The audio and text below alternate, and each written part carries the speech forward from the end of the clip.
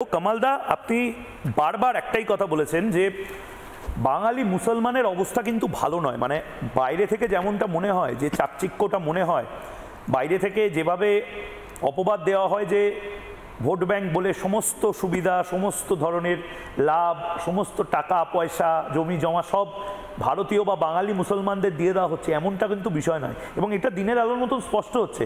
মানে যে অনুপ্রবেশকারী সে বাংলাদেশি, সে বাংলাদেশ থেকে হাকিমপুর বা সন্দেশখালী হয়ে এসেছিল সল্টলেকে যে কাজটা করছিল, সেই কাজটা আমাদের ভারতীয় মুসলমান কেউ পেতে পারত।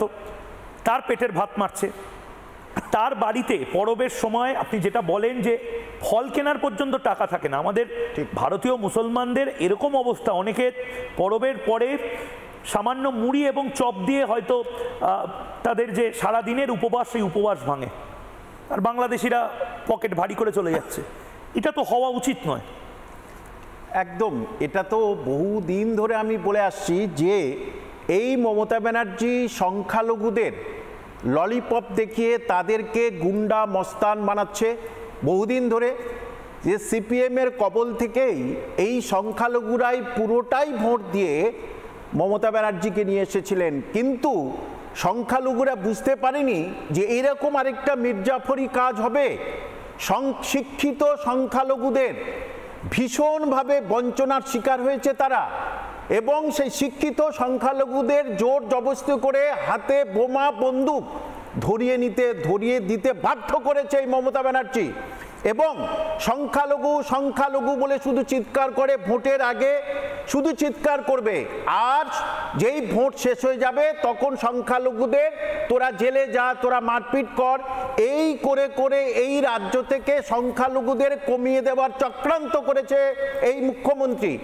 আর গুলশান কলোনিতে অদ্ভুত ব্যাপার, সেখানে লোক সমাগম সন্ধ্যা রাতে সব সময়, শেষ পর্যন্ত সেখানে বৈধ ভোটার কজন? তাহলে এই সমস্ত ভোটারগুলো বাংলাদেশিরা এখানে ভোটার সেজে থাকতো, তাহলে এদেরকে মদত দিয়েছে কে?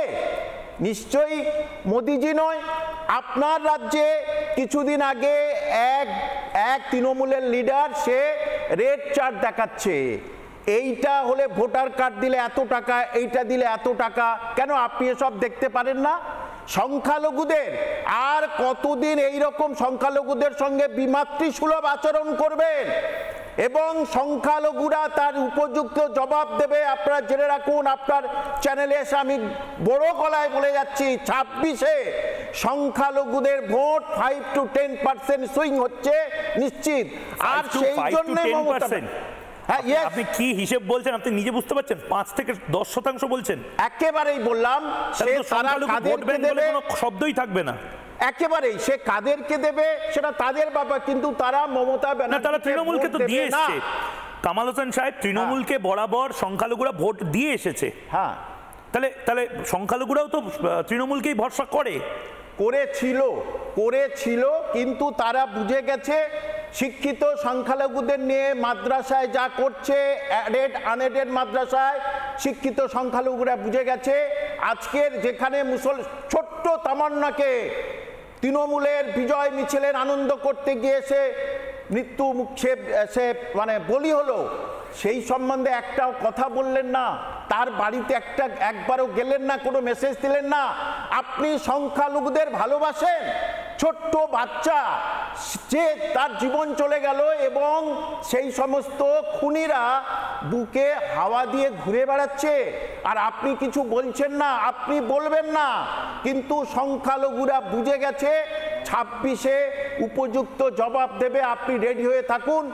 আপনি ছাড়া, সংখ্যালঘুরা বলছে, শিক্ষিত সংখ্যালঘুরা, মমতা ব্যানার্জি ছাড়া যে কেউ বসুক পশ্চিমবঙ্গের চেয়ারে, যে কেউ বসুক, কিন্তু মমতা ব্যানার্জির মুখটা অধিকাংশ সংখ্যালঘু তারা দেখতে চাচ্ছে না। কারণ চোর ডাকাত করে আর কতদিন আমাদের এই তকমা দেবেন? শিক্ষিত ছেলে মেয়ে আছে অনেক, গরিব অসহায় যারা, যেটা আপনাকে আগে বলেছি আবার বলছি, ওয়াকফ সম্পত্তি নিয়ে অনেক কিছু করছেন, আর এই রোজার সময়, আগে বলেছি আবার বলছি, রোজার শেষে ইফতারি ভাঙে, তারা সামান্য পানি খেয়ে বাতাসাকে ইফতারি ভাঙে, কেন একটা তাদের ফলমূল দিতে পারেন না? কতদিন আর এভাবেই পিছিয়ে দেবেন, শোষণ করবেন এই সংখ্যালঘুদের? সুতরাং একটা লিমিটেশন থাকে, আর সেই লিমিটেশন শেষ হচ্ছে এই 26-এ ভোটে সংখ্যালঘুরা পুরোপুরিভাবে দেখিয়ে দেবে মমতা ব্যানার্জি আপনার খেল, আপনার দৌড় এই 26-এ শেষ হচ্ছে জেনে রাখুন। এবং সংখ্যালঘুরাই আপনার প্রথম দড়িটা টানবে, আপনি চেয়ার থেকে সরে আসবেন এই সংখ্যালঘুদের প্রথম দড়ির আঘাত পেয়ে, এটা আপনি জেনে রাখবেন। আপনি সেই জন্যেই শুধু এই হিন্দু মুসলিম করছেন বারবার। আমরা ভারতীয় মুসলিম যুগ যুগ ধরে এখানে আছি। আমার গ্রামের বাড়ি দক্ষিণ 24 হাজারটা ভোটার মুসলিম। তারা বলছে কখন এসআইআর হবে, আমরা কাগজ দেখানোর জন্য আনন্দে উৎফুল্ল হয়ে আছি। আপনি কাদের বলছেন? রোহিঙ্গাদের বলছেন আমরা ইন্ডিয়ান মুসলিম। রোহিঙ্গাদের সঙ্গে এই বাঙালি এবং ইন্ডিয়ান মুসলিমদের দয়া করে গুলিয়ে দেবেন না, আর তার ফলভোগ আপনাকে পেতেই হবে। আপনি প্রস্তুত থাকুন। নানা ধরনের কন্টেন্ট দেখার জন্য লাইক করুন, শেয়ার করুন আমাদের ফেসবুক পেজ, সাবস্ক্রাইব করুন আমাদের ইউটিউব চ্যানেল। পাশাপাশি অন্যান্য ব্রেকিং নিউজের জন্য অবশ্যই চোখ রাখুন রিপাবলিক বাংলায়।